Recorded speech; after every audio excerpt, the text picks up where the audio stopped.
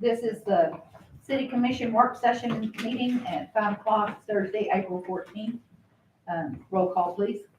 Mayor Litchfield, Here. Mayor Pro Tem Moya, Here. Commissioner Villanueva, Here. Commissioner Arias, Here. Commissioner Cherry. Here.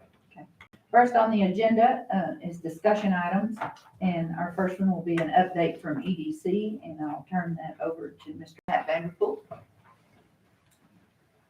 Well, make sure you guys have a copy of this, and I promise you, we will not go through every slide on this, okay? Thank you.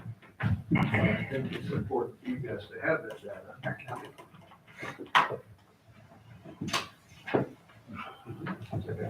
Yes. Thank you, sir. Thank you. I probably have one You probably do. at my Have house. an extra one? No, I do, yes. I don't think it's that comprehensive. But it's comprehensive. The one you have? Probably not. Well, I got it at one of the last meetings. You were in Santa Fe, weren't you? No, that's the last one. Were you? Okay. I have no idea what happened yesterday. Oh, okay. It's hard to do that, John. I know that feeling well. Or what's gonna happen later. Walmart. Wally will. Also, I want you guys to have a copy of this. When you special? Yeah, I know I had one of these. It was there for everybody. Then, I want everybody to have one of these. Oh, I have several of these. But awesome. Trail. Thank you. Did you get that? Mhm.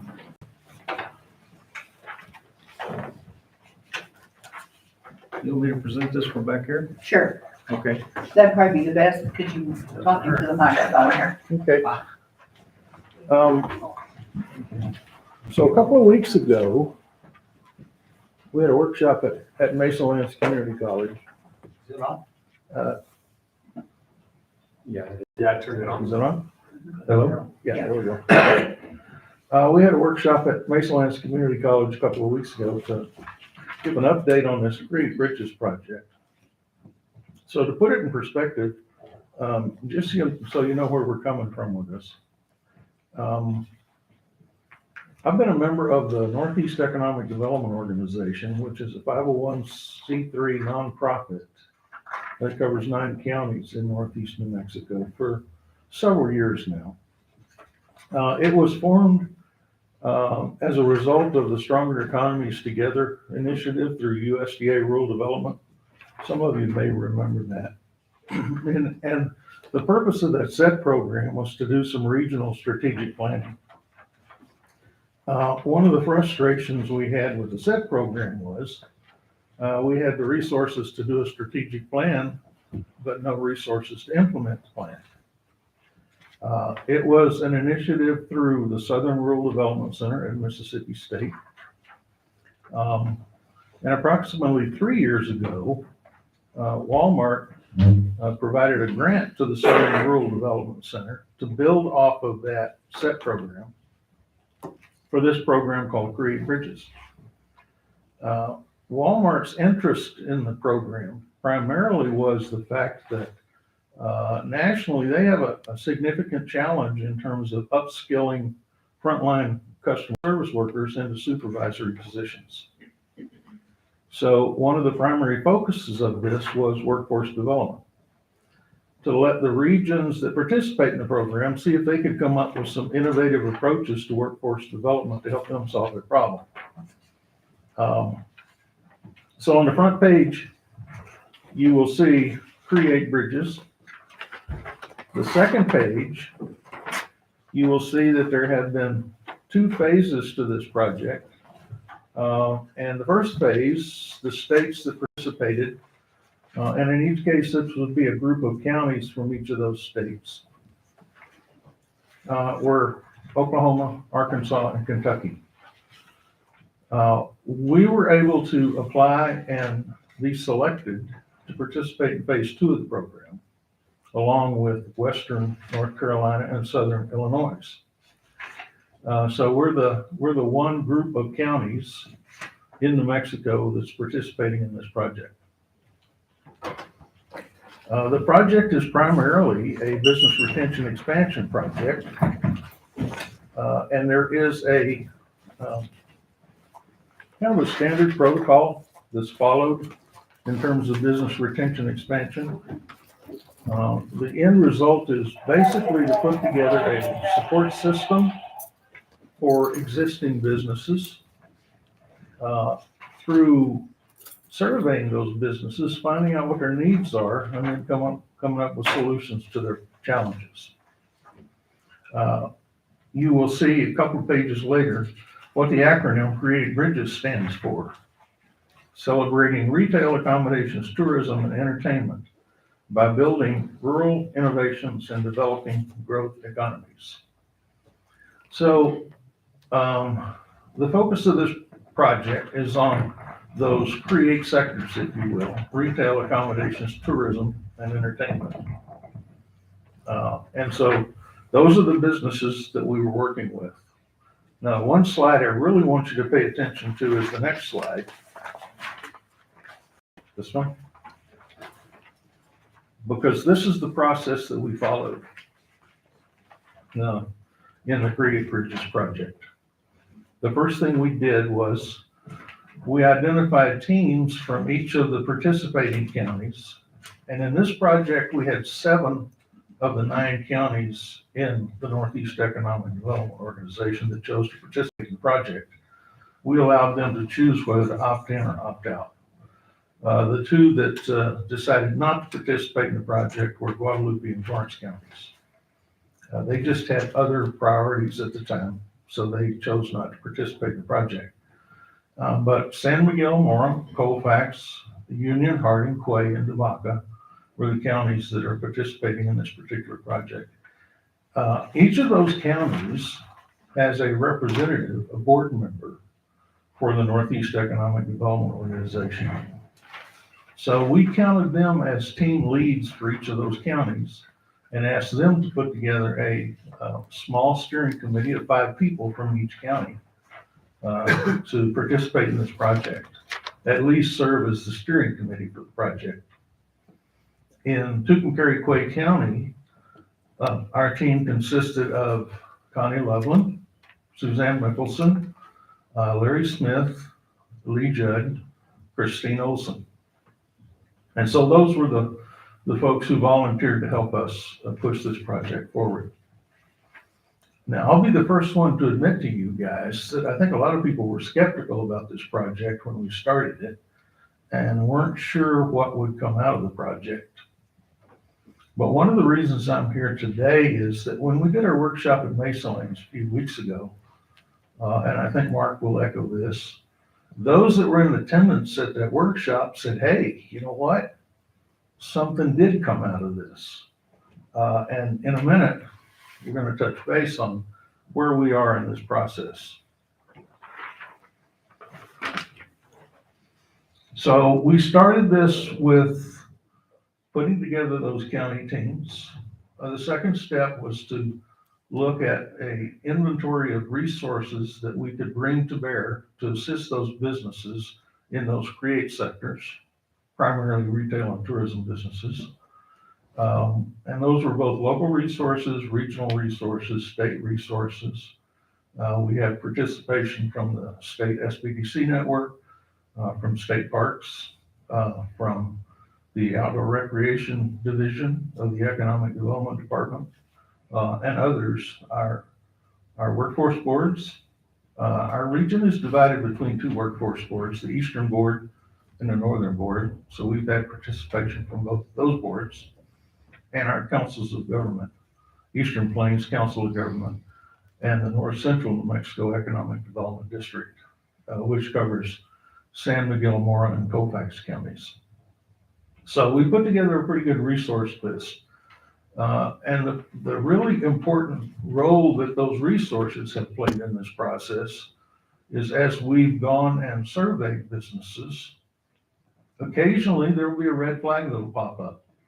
One of those businesses that needs help now, not tomorrow, but now. And so by having that list of resources, we've been able to match the community's need with available resources to help solve the problem. So we put the resource list together, and then we held county forums in each of the counties to do kind of a SWOT analysis, if you will, identify each county's strengths, weaknesses, and what the opportunities might be within each of those counties. Now, when we did those county forums, of course, we were in the middle of the pandemic, so those were done virtually. In our case, we actually did a joint county forum with Debaca and San Miguel County.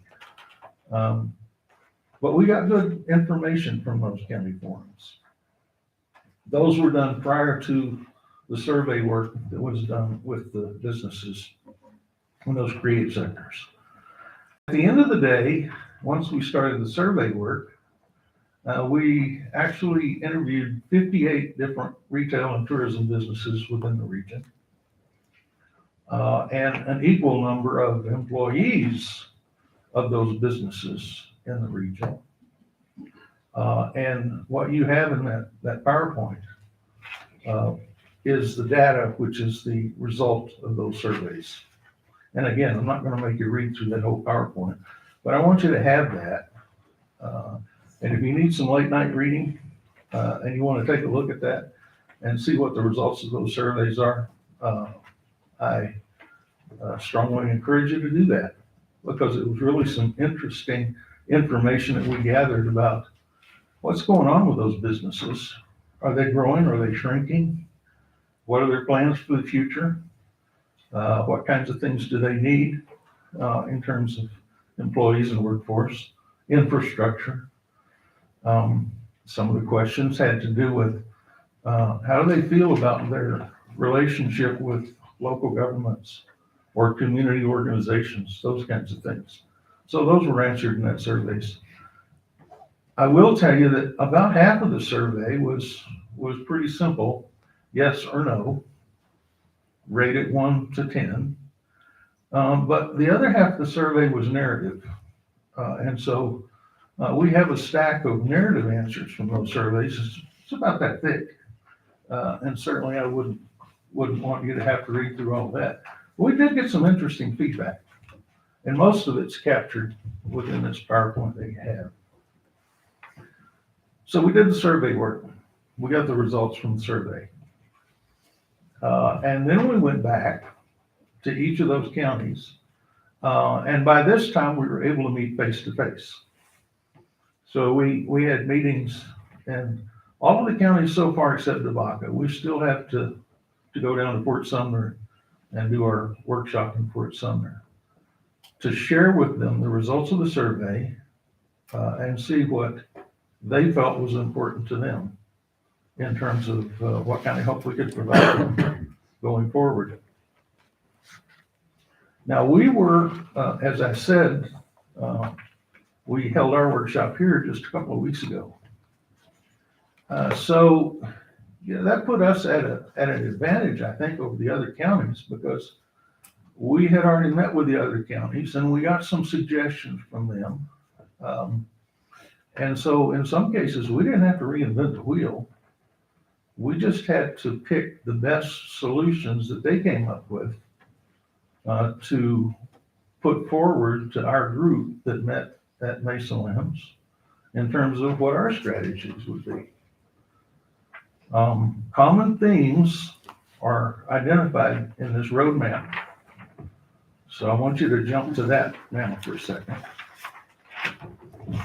And the major categories that came out of those county forums and survey results really fell into one of these categories: regional tourism marketing, broadband, workforce, entrepreneurship, agribusiness, and the idea that each of our counties could conduct a resource fair annually to help match businesses and their needs with resources that are available to help them. Now, there was one other item that came up, and it probably was mentioned more than even these 6 items, and that was the issue of housing. Now, the challenge with housing was that it really doesn't fall under the umbrella of create bridges. I mean, it's really hard to capture if you're trying to do a housing project. Is that for an employee of a create business, or is that for an employee of some other business? So how we wrap our arms around that was a bit of a challenge in terms of create bridges. Now, that said, certainly the Northeast Economic Development Organization could still look at trying to develop solutions for the housing issue. And we fully intend to do that. But it'll be a little bit outside the framework of Create Bridges itself. So these are the 6 primary areas that we identified some strategies to pursue in terms of trying to help those businesses. Regional tourism marketing. And those of you that have a laptop, you may want to look at the website for the Northeast Economic Development Organization, and that is NEEDO, NEEDO-NM.org. And we have really taken that website and turned it into a regional tourism marketing piece. Now, we were really fortunate in this particular project that our state lead for the project is Dr. Michael Patrick from New Mexico State University. And he was able to secure the help of 2 of his students at New Mexico State. Lexi Montgomery has been our staff assistant through the project. Lexi has been working on her major in ag business at New Mexico State. And we actually stole her from Jeff Whitty at the Department of Ag because she was doing Department of Ag's website and social media. And she came to work for us. But she's really good at that. So she did a lot of the work to develop this website. And I think she did a really good job for us. Unfortunately, we're going to lose her this summer because she's graduating. And she already has a job lined up with Cargill in Kansas City. So we're going to have to find a way to replace her, but she did some really good work for us.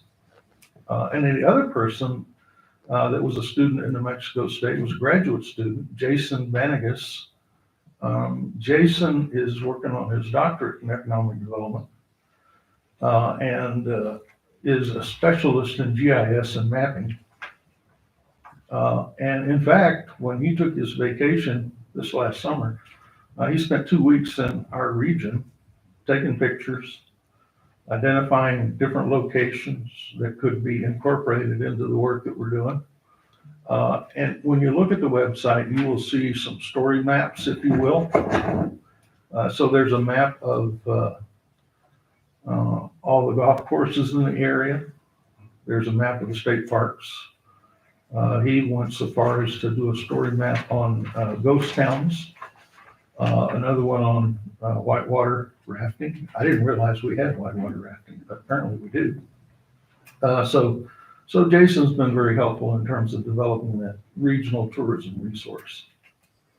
Now, it's important to remember that this regional tourism resource is not in lieu of what communities do in terms of tourism marketing, but it's complementary to what communities do in terms of tourism marketing. And we have opportunities to take links to some of the local tourism marketing and post it on that website as well. And Lexi's done a really good job too, by the way, of anytime she identifies a new activity in the area, she sends it out via Facebook and a couple of other social media apps that she's familiar with. And one of the things Lexi does is she tracks hits and responses, and it's grown organically over time, and we think it will continue to grow. So we think that's a valuable resource. In terms of broadband, we ran into a little bit of a challenge because that's one of the things Jason tried to map is who in the region actually has broadband and who doesn't, and what is the definition of broadband. The state's Office of Information Technology has done a, I think, credible job of mapping where broadband is available in the region, but it really doesn't drill down to the individual business to find out whether they have access to that or not. So in order for us to do more in that work, we would have to hire somebody to actually go out and survey individual businesses and say, do you have broadband? What do you got? And we may do that. But we decided to focus more on the training of businesses to take advantage of the internet for e-commerce purposes, or whatever it might be. And when we looked at the opportunity to do that, one of the things we certainly picked up on was the work that Connie and Suzanne had done with Tech Tuesdays. And interestingly enough, Connie tells me that when they did those workshops, she actually had people from Raton and other folks around the region that signed up for those workshops anyway.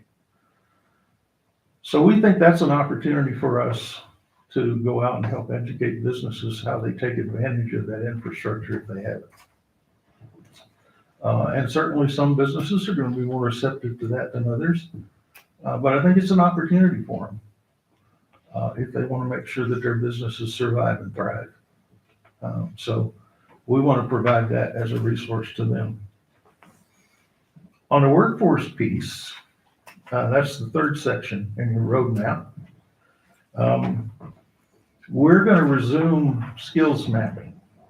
One of the challenges we have across New Mexico is we don't have real good data in terms of what skill sets people in the workforce actually have. Now, you remember a couple of years ago, we worked with ACT and became a certified work-ready community by deploying work keys assessments to individuals in the community. And by the way, today we stand at about 415 people in Tucumcari that have received their National Career Readiness Certificate through those work keys assessments. And for a town this size, that's pretty darn good. And we were also pleasantly surprised at how well they scored in those assessments. When you take the assessments, which are basically based on applied math, reading for information, and digital literacy, you can achieve a certificate, either bronze, silver, gold, or platinum. We were really surprised how many people actually achieved a gold certificate when they took those assessment tests. We want to continue that work, and Mark and I have talked about the opportunity we have to provide those assessments at the library. They are still offered at the college for those that are working on their associate's degree, but we're not as aggressive as we used to be, and we want to get back to that because we think that's important. And I've had discussions with at the LEIS, at the Eastern Area Workforce Board, about looking at the other counties, the 4 counties at least, that are within their purview, which would include the Vaca, Harding, and Union counties, to do those assessments for the workforce. So we think we have an opportunity to do that. I would add that when we had our workshop actually it was in Pandaray for both Mora and San Miguel counties, we had a presentation by a woman in Las Vegas, Jennifer Carbajal, who has a business that develops web-based apps. And so we think we have an opportunity to take customer service training and put that on a web-based app, along with employability skills training. That's the old, why do you show up to work on time? Why do you dress right? Why do you not steal from your employer? Things like that. That employability skills training is as important too, as customer services. But then we want to go a step further and actually do training of employers. What are best practices for employers to use in terms of onboarding new employees and bringing them up to speed? We also want to take a look at what we can do in terms of student leadership and internship programs on the workforce side. And then it's really interesting that when you really look at the ability to a worker succeed, Skills training is actually a minor part of their workplace success. A lot of it is often barriers to employment, whether it's healthcare, childcare, transportation, drugs, whatever it happens to be. So we want to look at how we can utilize some of those resources that we have available to help employers address those issues for their employees. So on the workforce side, we do have our hands full in terms of trying to address those issues. But that's what we're going to try to do. On the entrepreneurship side, we again found that the program that Connie has with Main Street, the Forge program, and then our incoming new SBDC director. And there's a strong SBDC office in Las Vegas as well. So we'll be able to take a look at entrepreneurship opportunities across the region. One of the things we did find out is that at the state parks, there are no concessionaires. Those are small business opportunities for somebody. So we want to help try to promote that as well. On the agribusiness side, agribusiness, again, is a little bit of a stretch in terms of calling it a retail or tourism business, unless you take a look at the agribusiness that goes into farmers markets and grocery stores. Then it certainly makes sense. So we think that the Beginning Farmers Program that the Tabletop Co-op and Extension Service are doing is something we want to support and see if we can even expand its reach. So those are opportunities there. And then we spoke about the opportunity we would have to do a resource fair within the region. I do want to bring your attention to the other map that I passed out, but I think it's kind of a unique opportunity for us. I was approached, I guess 2 months ago now, by Jason Chatterley. Jason's wife is a city councilor in Raton. Jason is the outdoor rec director in Trinidad, Colorado, and has been a member of the Northeast New Mexico Regional Tourism Board. And so he sent out a note to those of us on that regional tourism board and said, why don't we revisit the idea of the Dawson rail line from here to Dawson, and the potential we would have to convert that into a hiking and biking trail. When you really think about it, 132-mile hiking and biking trail from Tucumcari up toward Dawson, at least to Colfax. Man, what a great resource and attraction for people to come do outdoor recreation in Northeast New Mexico. So we have a committee that has grown organically. Connie's got a good display on Dawson at the Railroad Museum. If you haven't looked at it, take a look at it. It's pretty cool.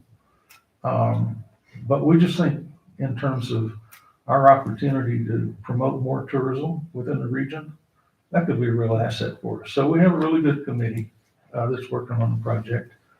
And at our board meeting for the Northeast Economic Development Organization the week before last, we did vote to prepare an application for the Outdoor Recreation Department's Trails Plus grant program for rural communities and projects.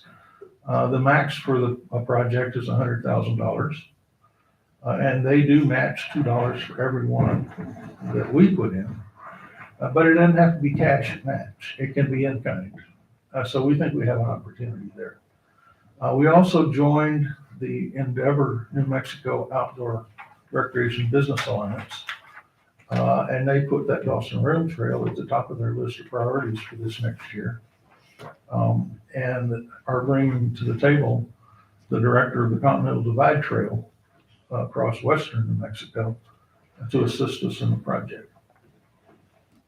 So I just wanted to bring that to your attention because I think, again, that is one of those things that has come out of this effort that we might not have had we not done this. I honestly think that from the standpoint of having a program in place that supports existing business, this is the strongest program we've ever had. And it was really encouraging to me when I sat down with Connie and Suzanne to look at what this roadmap might look like. How many of these things we already have in place? We don't have to reinvent the wheel. In some cases, we just need to expand those programs and support those programs so that they can be effective for these businesses. I don't know, Mark, if you had any comments about the workshop that we did, or Connie? No, sir, I'm good, thank you. That's where we are. So I wanted to share this with you, and again, I didn't make you read through the whole PowerPoint, but you've got it, and there's some really good data and information in there. All right. I'm happy to answer any questions. Anybody have anything right now? No, thank you, Pat. Okay. You're welcome. Okay, next on the agenda is the discussion regarding the event coordinator.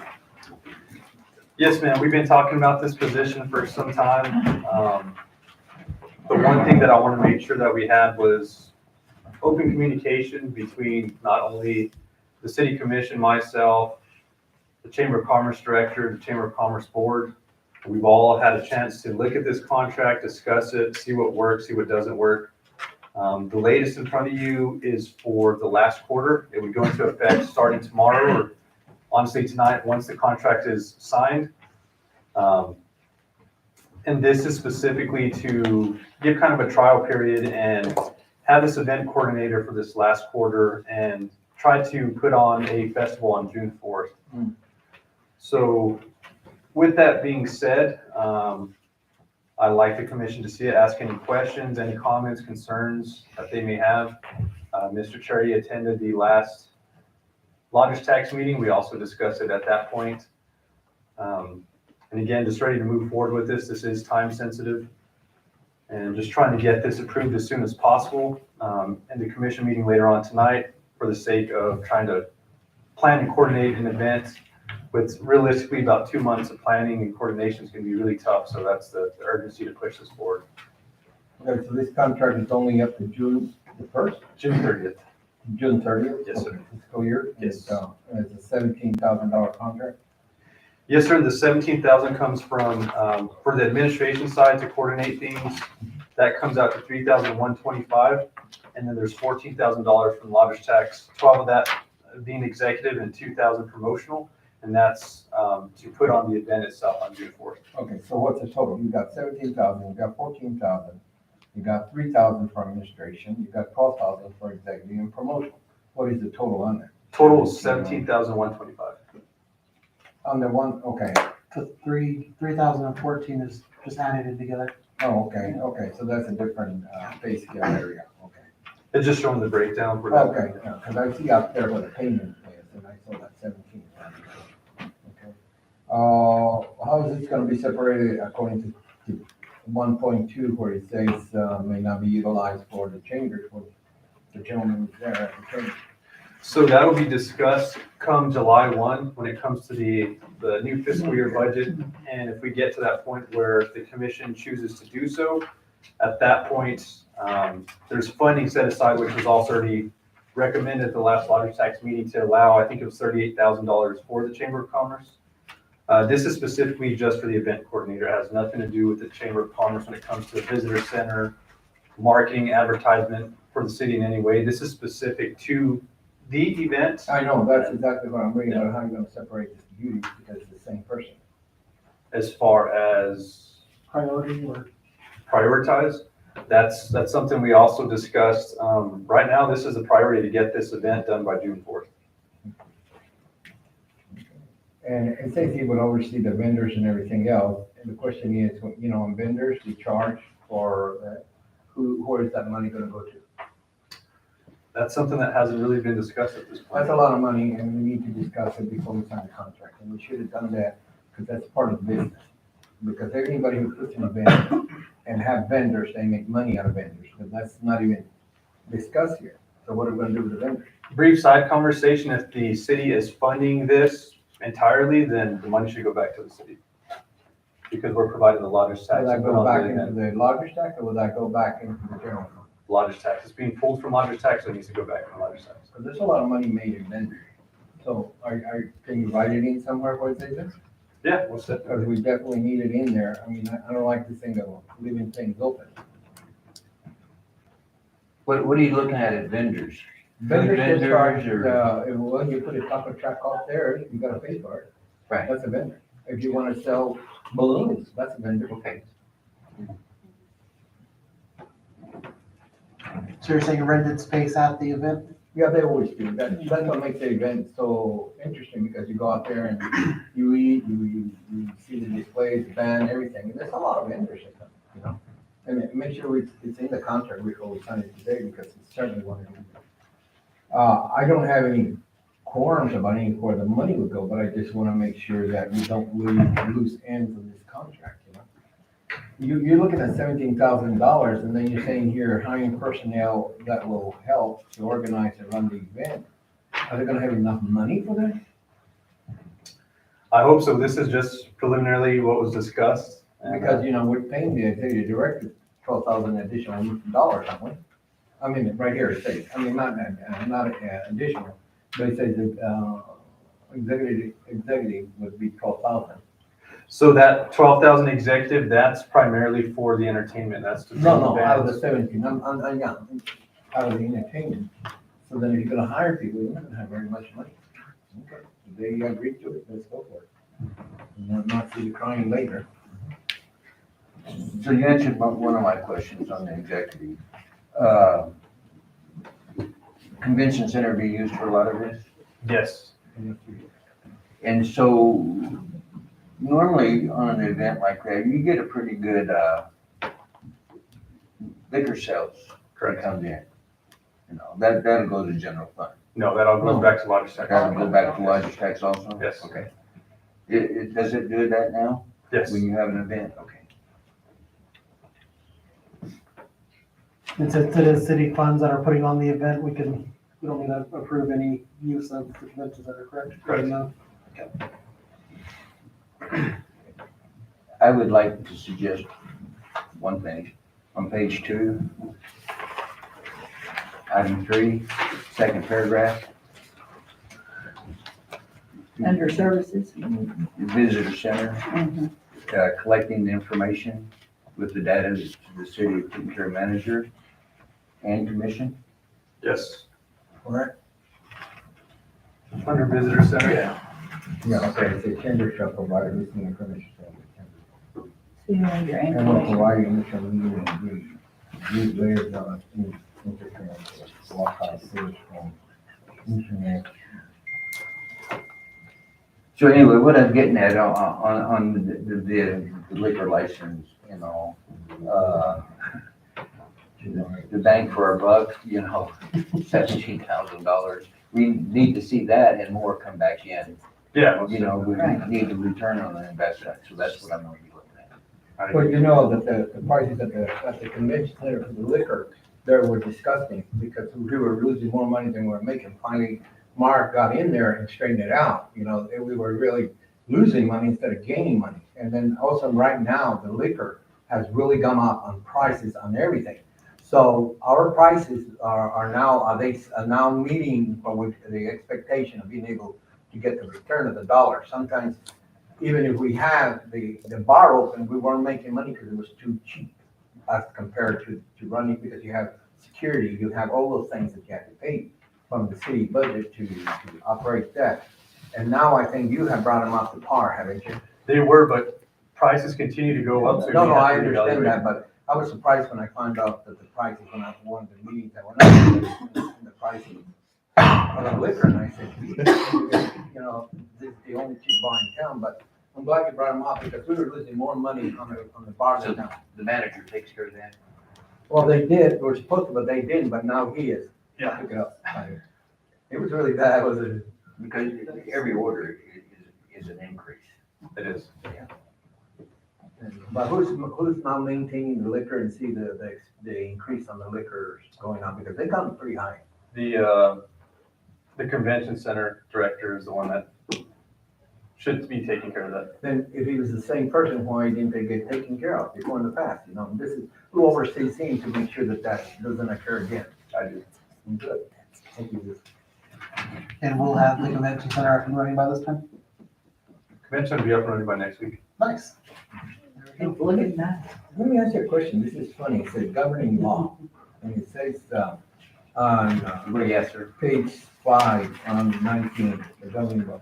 Why does it say any legal proceeding interpreted by the enforcement of the agreement shall be instituted only in White County District Court for the 11th District? Because otherwise, someone could say that it would be held in Santa Fe or Albuquerque Metro Court or somewhere else. I mean, using, that's general language we typically put. And did it say 11? Yeah, that's, Yep. it's a 10. That's interesting. I think it would be So we need to challenging. change that to the 10th, right? Yes. Hopefully, it's gonna be good to have a coordinator and make sure that everything goes in the right direction. That's a lot of work. Good luck. Where will you insert about the vendors? It was on the second page where it has 2 areas. It Right. has, But I was asking Mark, where was he Oh, I'm gonna, sorry. that's all right, where's he gonna insert that under services? Either services or just create its own section. Okay, It would just be right under services where it says, interpret and negotiate with the vendors. And we can just write another sentence on there to say that it was, In between. That's what I said. and just put it in there.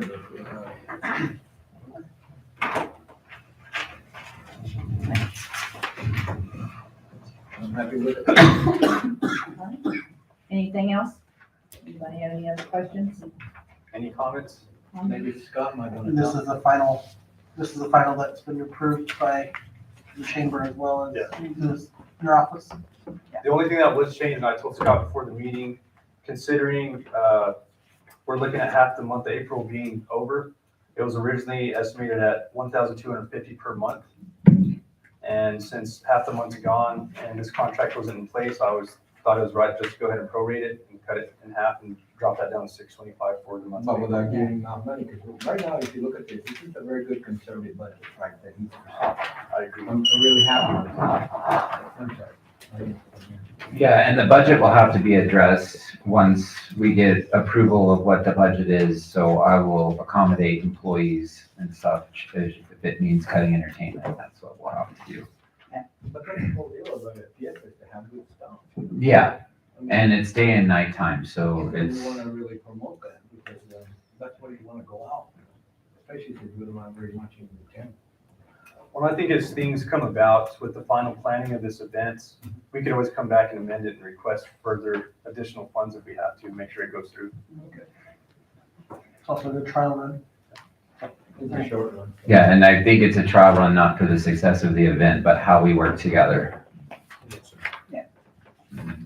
Okay, Because I agree that 2 months is a very short timeline, but with the success of the circus last night, I'm sure that we're gonna have a good turnout. The circus sold almost over 1,000 tickets, so that just tells you how much the community wants to go out and do stuff. do stuff. You've been locked so much. All right, well, thank you. All right, anything else? That's it. Okay, well, we had about, what, 7 minutes or so? Yeah. About 10. All right, so, we'll adjourn this meeting and Okay. start again at 6.